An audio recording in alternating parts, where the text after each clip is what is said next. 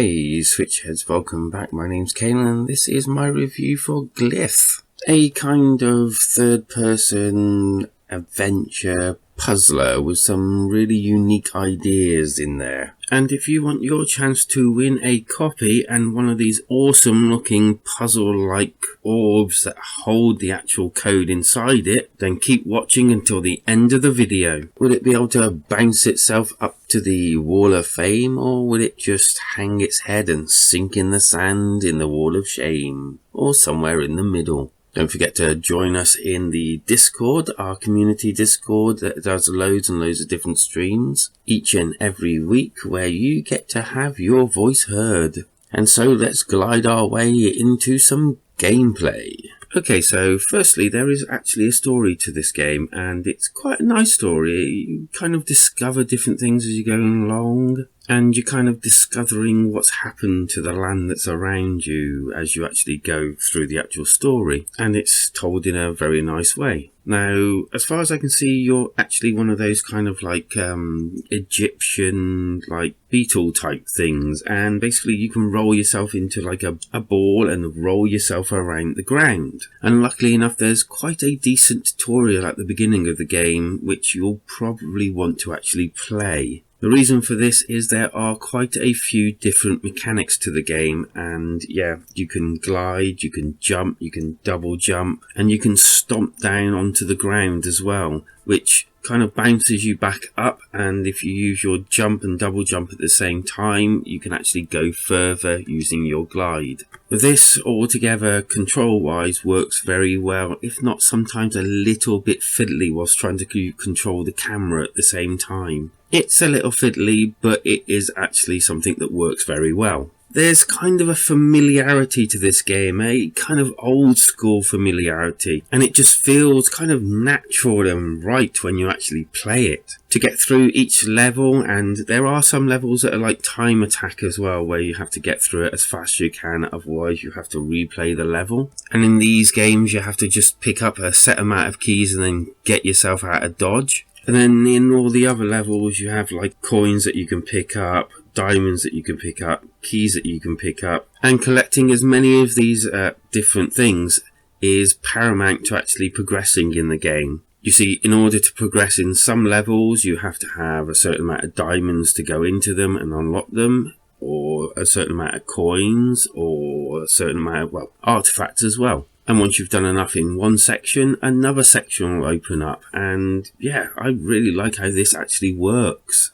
The level designs are quite nice and quite varied and different between each section that you go into. Some will have you climbing up different parts of the walls to get to where you need to get to, and some you'll be jumping from pillar to pillar, and some will be kind of like just flat on the ground where you have to jump from section to section. I'm not going to go into too much detail of how everything works because I think you'll probably appreciate it a lot more when you actually play it for yourself. But I will say that it's a nice mechanic, and you have to charge your like little character in order to do certain jumps and the like, and then you've got other platforms that bounce you higher, and there's other things that when you go through them they'll catapult you across the actual level. And I also have to mention the fact that going out of your way to look around the level can yield different things and different artifacts, and these will then link to you gaining like things so that you can change the cosmetics of your character, and they do actually change quite a bit, so they're actually well worth going out of your way to find.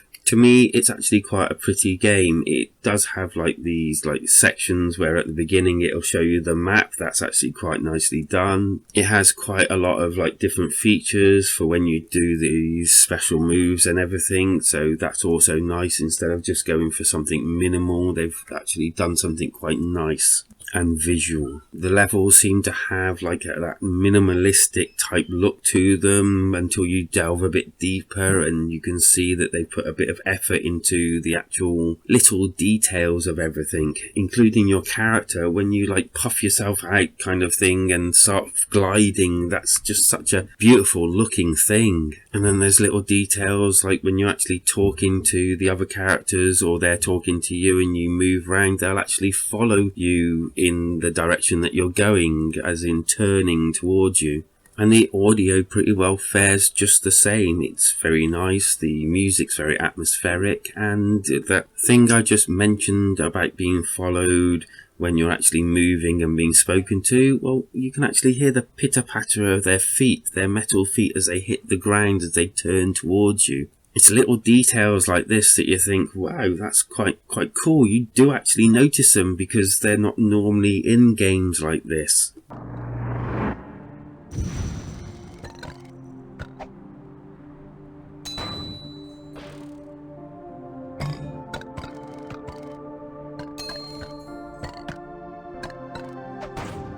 The good. Well, yeah, the graphics, the sound, the actual gameplay. I like the fact that it's hard but not too hard, and sometimes you'll be like playing it for ages trying to get past one bit, and then once you actually do it, it's like, yeah. And then there's a replayability of the whole thing where, you know, you can go through it and not pick up certain things and certain hidden things, and then come back to it later on just to mop up everything if you want to 100% it. And then there's those speed levels which are quite good fun as well. The bad, the controls can sometimes, working with that and the camera at the same time, be a bit fiddly. It's nowhere near a game breaker at all, but it does bring you out of the game now and again.